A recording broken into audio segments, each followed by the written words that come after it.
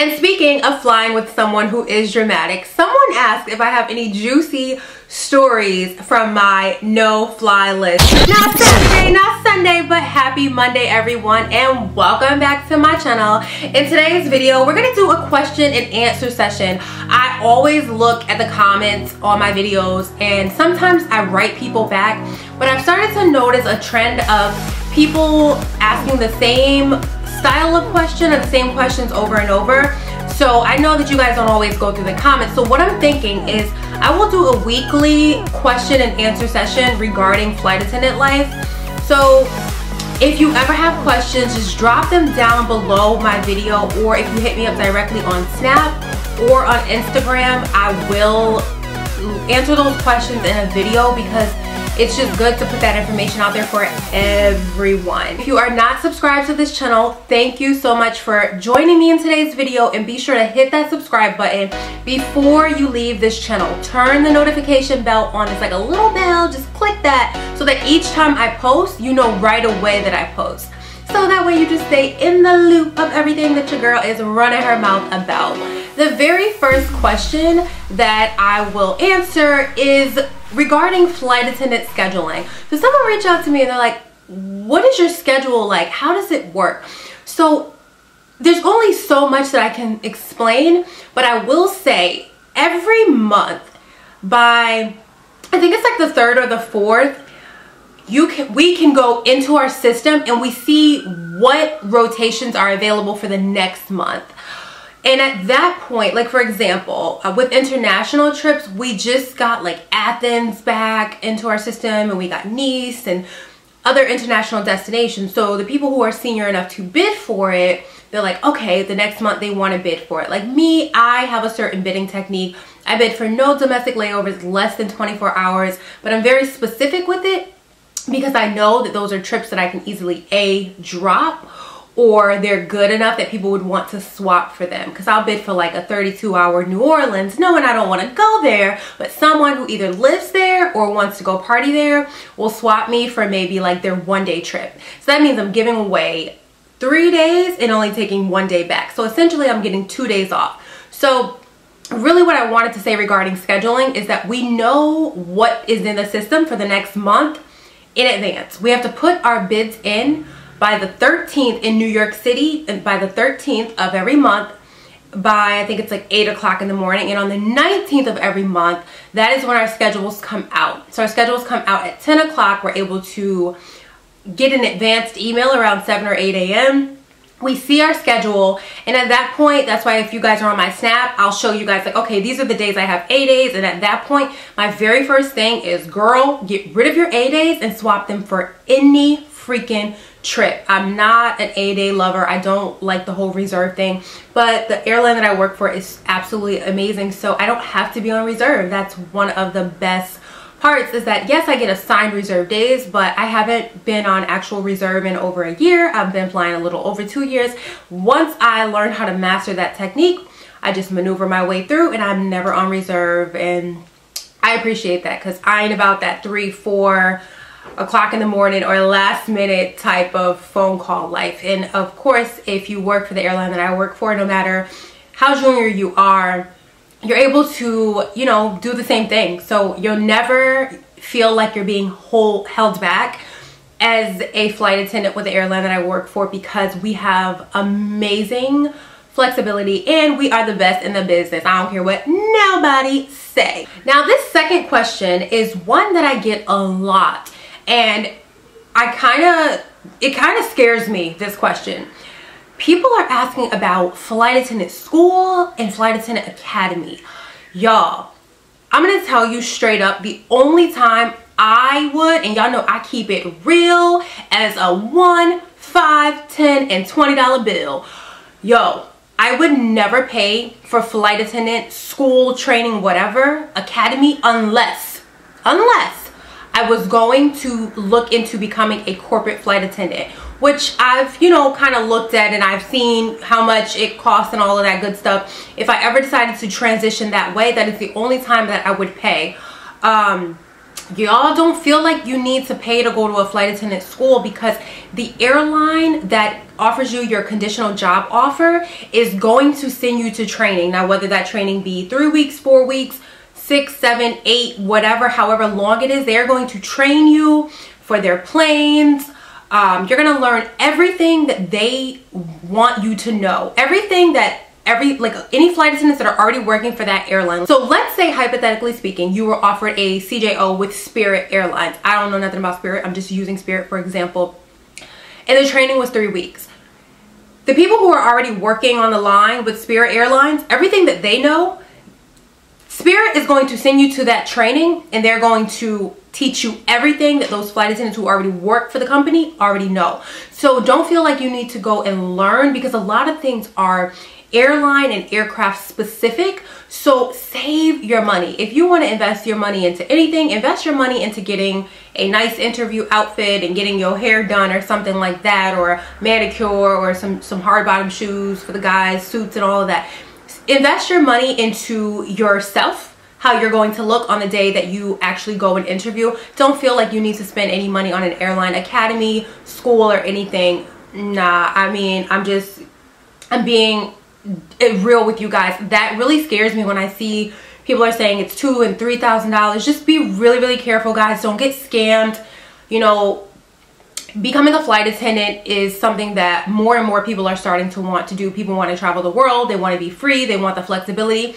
I totally get it, but make sure you do your due diligence and do not put down any down payments or send any type of money. Just be very, very careful. And remember that Fierceness told you, don't pay for no airline training academy unless you want to be a corporate flight attendant.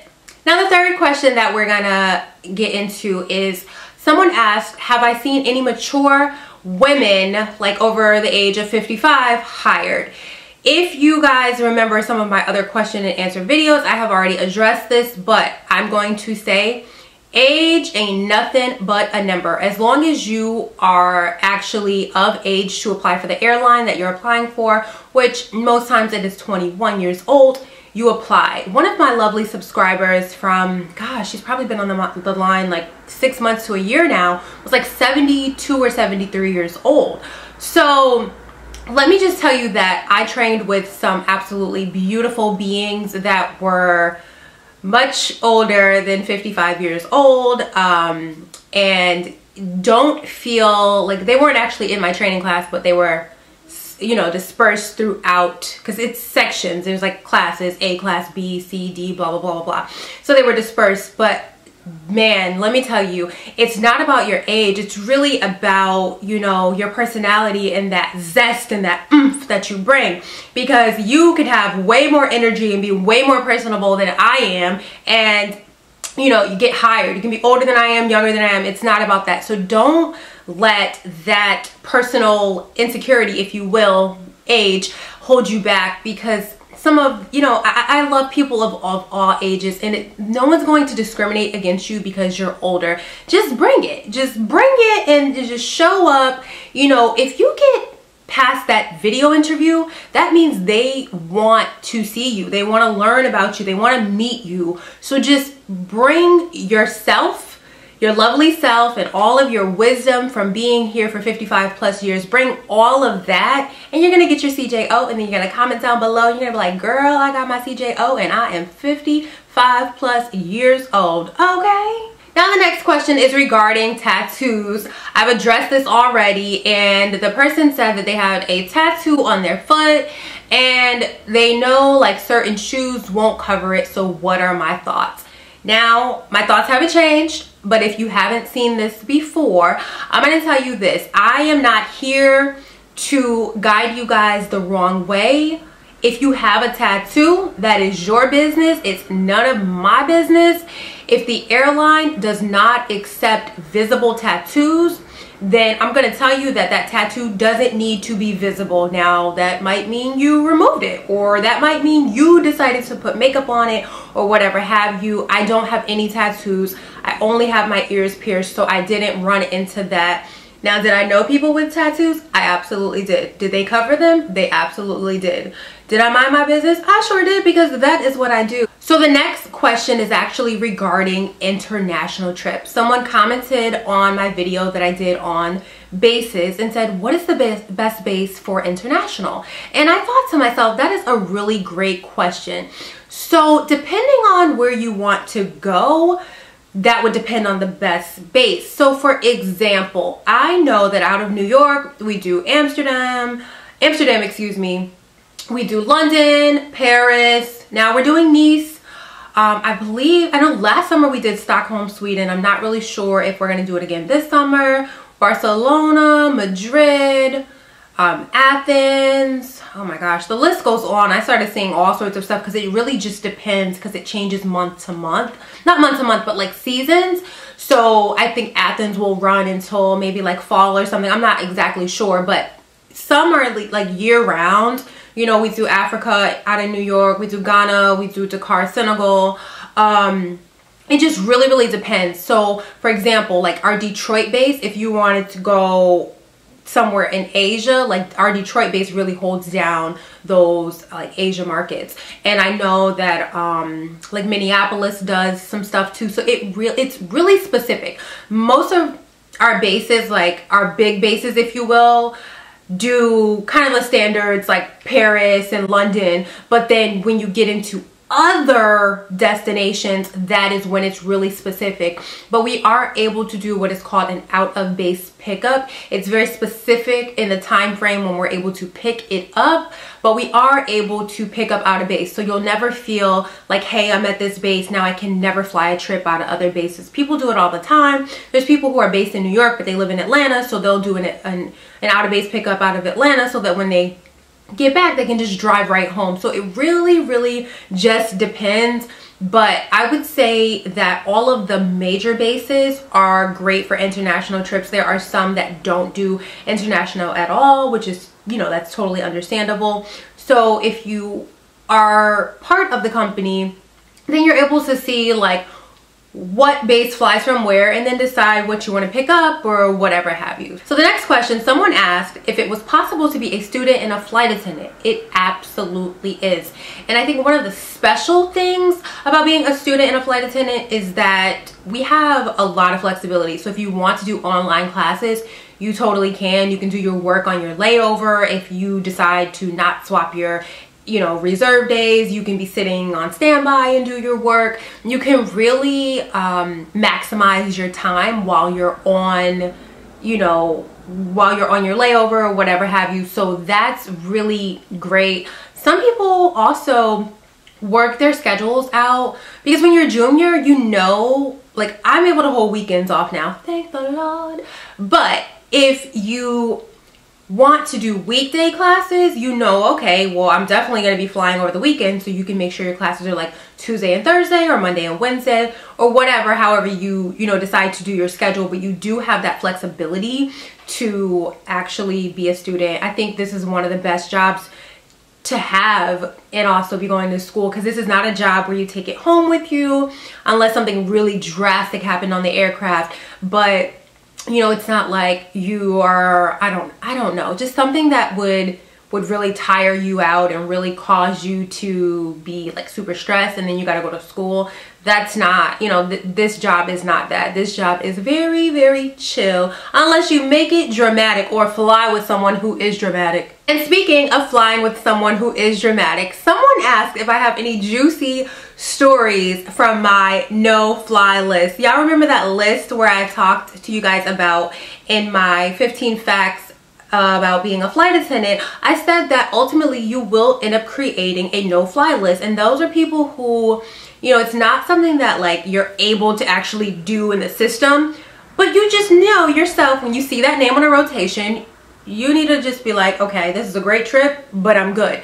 So I guess there's so many people that stood out to me, but one person in particular, I actually flew with this person going to an international layover, and she was just so rude.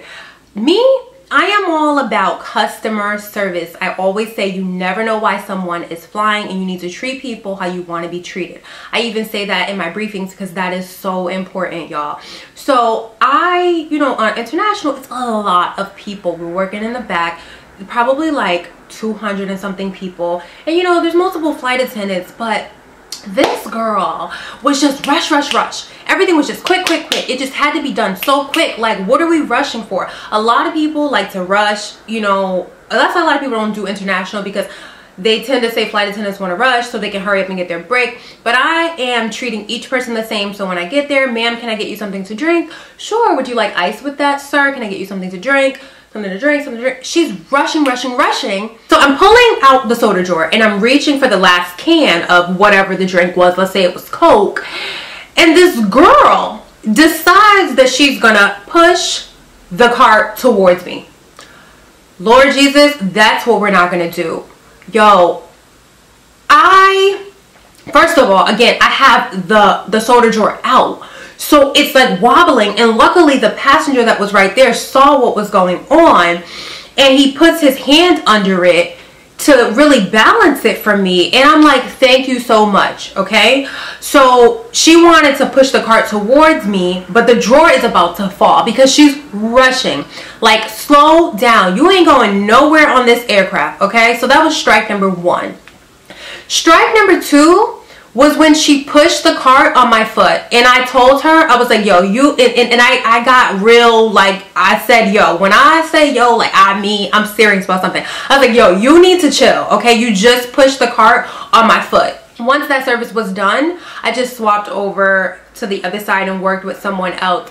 People like that who have to rush through this job, those people bother me, because why are you here? You are here for customers. Like, you are here to do a job. We were going to an international destination. This is a 7+ hour flight. Why are you rushing? Like, baby girl, slow your roll. So she definitely went onto my no-fly list after that. And you know, I think it was her 2nd or 3rd trip. And she was saying things like, oh, I only fly international. I'm sorry, but when I hear people say they only fly international, I have to like pause you, like mute you out. Unless you are a super senior, don't tell me you only fly international. Several people have had the same sort of experience with her, so it is what it is. I mean, we're all human, and the way that she does things is not how I do things, so we should not fly together. I know that was real juicy, right? If you guys have questions, comment down below. Let me know what you guys want me to answer. In the meantime, in between time, be sure to tell a friend to check out my videos. You guys continue to stay beautiful no matter what people try to do. And you know, ooh, that story just got me, like, you know, I was starting to relive that, y'all. So just continue to stay beautiful from the inside to out. Let your light shine, and thumbs up this video, comment down below, and I will talk to you guys in my next video. Bye.